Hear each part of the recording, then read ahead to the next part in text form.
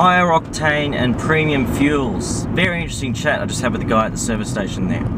Now, I always get the 98 octane, and you pay an extra 4 cents compared to the 95 octane. Now, this is at a Woolworths service station, okay, and I said, you know, am I actually going to get much more mileage out of this and performance? And he said, really for your car, which is the V6 Nissan Maxima, he said, the only benefit you're going to get out of it is going to clean your system out, where it burns the fuel more efficiently.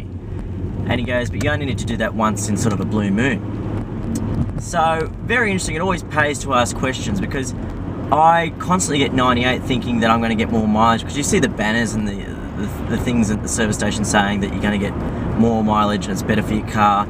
And it is better for your car, but he said you're not going to get more mileage, you won't notice it with a V6. However, he said if you had a V8 or a high performance vehicle, he said you would notice it, and that's what it's designed for. So a little bit sneaky there, because obviously there probably is more margin in the 98 compared to the 95. So the point I'm making is it always pays to actually ask questions. So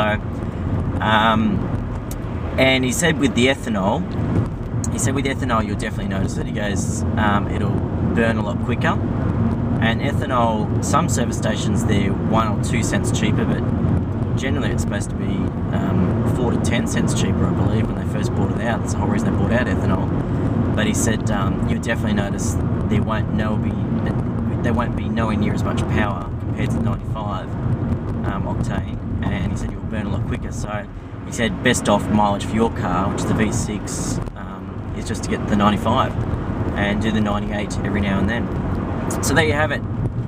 And this guy knew what he was talking about. So just very interesting, very interesting. So if you're buying 98 fuel and you don't have a V8 or a high performance vehicle, then you're probably wasting your money. So I challenge you, go ask your local service station attendant. Most of them don't know any idea what they're talking about, but you come across some guys that you can obviously tell they've got a mechanical background, and they obviously do enjoy their cars, and they're the people you want to speak to. You want to speak to the experts in their fields. So yeah, if you've got anything more to add, then let us know.